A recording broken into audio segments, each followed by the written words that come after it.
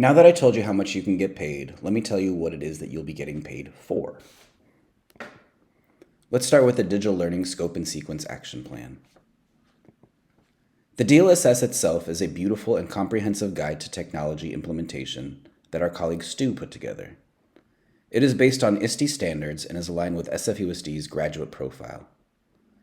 It describes competencies and skills that we want our students to master by the end of 12th grade, and gives some guidance as to how and when teachers should have students practice those skills. The DLSS Action Plan is a way for you and your school's leadership to identify and set goals around tech integration. It is a long and seemingly overwhelming document, but I assure you that it is not as daunting as it looks. Let me show you what's inside. There are 3 stages of the action plan: making a plan, ideally with your admin and ILT, implementing the plan, and reflecting on the process.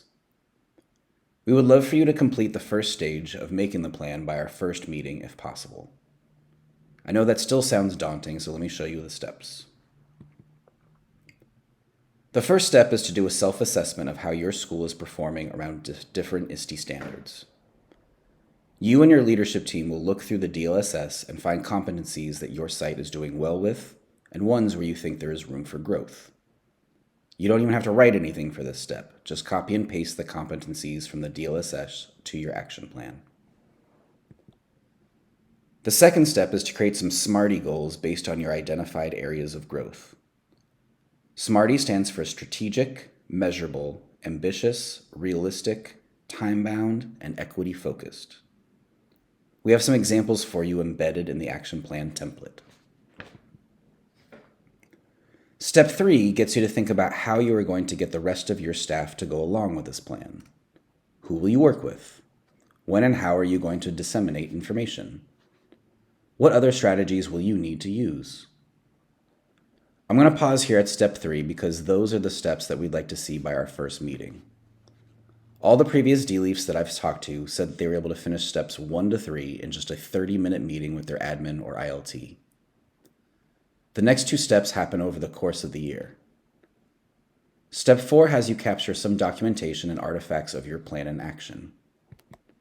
And step 5 has teachers from your school reflect on the process to capture impact and help improve things for the next year. I really hope that explanation made this seem less daunting because it's a great process that we hope you participate in. Our next deliverable: family support. This year, we are continuing to support DLeaFs with strengthening family technology partnerships at their school. For the past few years, we have noticed that when schools develop family technology partnerships, some of the barriers that prevent family participation are dismantled, and consistent two-way communication between families and schools becomes the norm. We've seen that when district systems such as ParentView, Seesaw, and Google Classroom are implemented school-wide, they provide continuity across grades and ease of use for both families and educators. We know that this work at your site cannot be done by DLeaFs alone. When meeting with your site admin to discuss the digital learning goals of your school site for this year, we encourage you to identify a family tech team made of key family partnership advocates who will collaborate with you. To support you as you map out your family technology activities, we have developed a DLeaF Family Partnership Planner. The planner lets you choose between 2 options. In the first, you and your family tech team participate in a cycle of inquiry.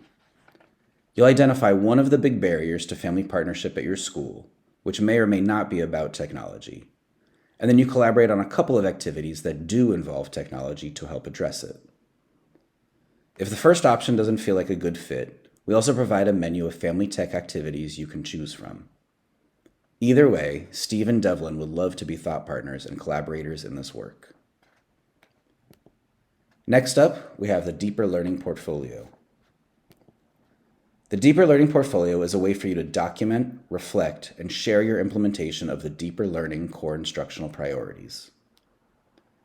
There are sections where you can reflect on research around your core instruction practice, the peer support you received, how you implemented strategies based on the priority, and provide documentation or student work examples. Feel free to browse through the portfolio and you can get a copy for yourself that you can add to and submit at the end of the program through our Google Classroom. You can also check out our rubric for steps and expectations. Moving on to site support. Really more site celebrations, but you're supporting your site in celebrating. Earning site certification for its digital agency through Common Sense Education means that you ensure that the majority of the students at your school receive at least 3 digital agency lessons from Common Sense. Fill out the quick and easy application form, and then submit that email through Google Classroom. Participating in Digital Agency Week and Digital Learning Week provides opportunities for you to highlight some of the great work being done at your school, and hopefully encourage other staff members to try out something new. We have guides and choice boards available for you to help plan what your celebration will look like, and your cohort partner can assist with any aspects of the events as well. Our last deliverables are DLeaF opportunities. DLeaF opportunities are trainings and professional development sessions hosted outside the DLeaF meetings that you can still get compensated for. They include workshops from our partners like Adobe, Common Sense, and KQED, as well as other SFUSD departments. We are finalizing the calendar of opportunities now, and will have it available to you in a week or two.